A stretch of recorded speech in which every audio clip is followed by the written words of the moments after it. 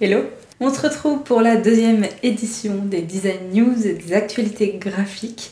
Pour cette édition, j'ai trouvé plein de choses sympas. J'espère que ça va vous intéresser autant que moi. C'est parti! Pour notre premier sujet, petit throwback de ma toute première vidéo sur cette chaîne, on va parler de Barilla. Pour les 145 ans de la marque, l'entreprise italienne spécialisée dans l'alimentation a choisi de rafraîchir son logo en faisant appel à l'agence italienne Robilant. L'agence et la marque ont choisi de faire disparaître son mythique ovale blanc et d'ajouter la date historique de la création de la société dal 1877. La typographie, bien que très similaire à l'ancienne version, a légèrement été retravaillée sur les angles pour paraître plus droite qu'auparavant et a été recentrée dans son ovale. A noter également la discrète apparition du symbole R au coin droit du logo qui signifie que la marque est déposée. Barilla souhaite, par cet ajout, affirmer son authenticité et pouvoir s'appuyer sur son histoire pour communiquer. Pour accompagner le logo, nous avons également droit à la réintroduction du tampon qui servait à fermer les packagings d'époque, retravaillé pour correspondre à la nouvelle direction artistique. La marque, qui souhaite faire évoluer son image en introduisant Barilla comme un lifestyle, se prête à l'exercice en lançant une nouvelle gamme de pâtes, Albronzo. Elle est vêtue d'un packaging rouge intense et d'illustrations bleues représentant la pâte sortant de son moule de bronze, d'où le nom.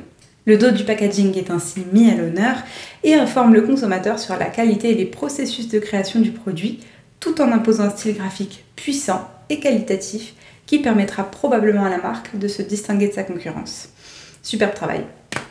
On continue notre lancée avec la refonte totale de la charte graphique de M&M's, l'enseigne au chocolat coloré.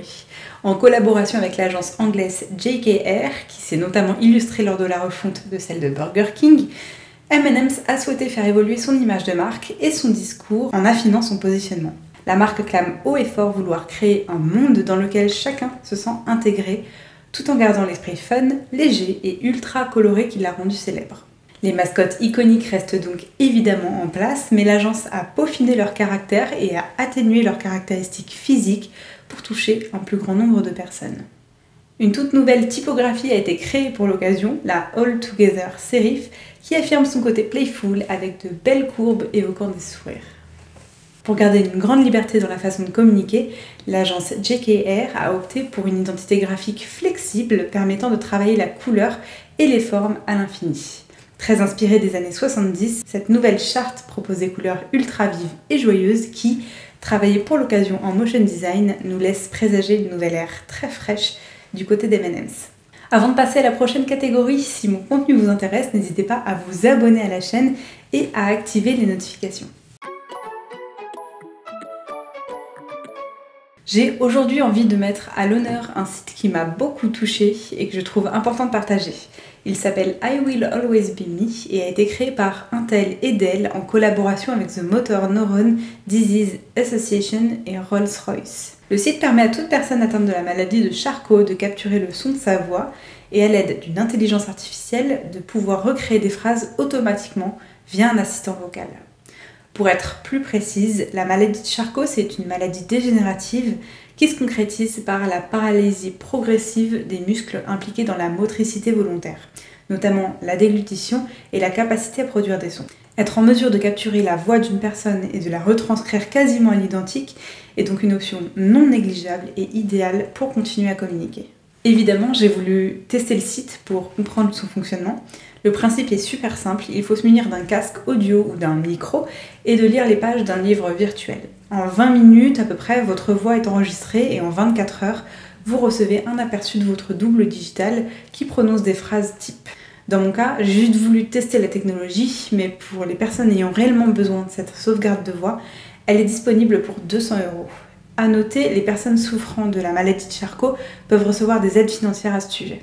Au-delà de l'aspect très humain de cette initiative, je voulais aussi en profiter pour saluer la beauté du site, que ce soit par ses textes réalisés par l'auteur Jill Twiss, qui a su poser les mots justes sur une situation complexe, ou par les sublimes et subtiles illustrations de Nicholas Stevenson, qui accompagnent avec douceur cette expérience. Dans le fond comme dans la forme, c'est ce genre de projet qui personnellement me fait énormément vibrer. Burger King lance une version végétarienne de son mythique Whopper. Pour encourager les fans inconditionnels de la version avec viande, l'enseigne s'est associée avec l'agence de pub David Madrid, le photographe Paul Allen et le food styliste Niklas Hansen pour créer des affiches franchement cool. Le challenge était d'évoquer de la viande uniquement avec des photos de légumes et le pari est plutôt bien réussi. Reste plus qu'à goûter. Et si l'ère des logos était révolue? Et si aujourd'hui les marques n'avaient plus besoin, ou très peu, de cet élément qui autrefois était si important? C'est la question que se pose Martin Lawrence, designer graphique et fondateur du studio 2 Points. Fasciné par les systèmes graphiques flexibles, Martin a passé les 20 dernières années à étudier et expérimenter ces systèmes mouvants basés sur des grilles géométriques et déclinables à l'infini. Se basant sur l'idée qu'à l'origine les identités graphiques s'articulent autour du logo, il est selon lui plus possible de rester enraciné autour de cet élément puisque les supports de communication sont de plus en plus variés et demandent une adaptabilité rapide et poussée. De ce fait, travailler des systèmes graphiques permettrait de pouvoir répondre à ces objectifs tout en offrant à chaque marque, qu'elle soit corporate, créative ou premium, la possibilité d'évoluer rapidement sans les contraintes d'une charte figée. J'étais tellement intéressée par cette idée que j'ai acheté le livre de Martin Lawrence à ce sujet et j'ai commencé à le feuilleter et j'ai l'impression que mon cerveau est hyper réceptif à cette nourriture graphique. Du coup, j'essaierai probablement de créer mes propres systèmes pour tester en pratique ce que ça pourrait donner. Et pour ça, je vous tiens au courant.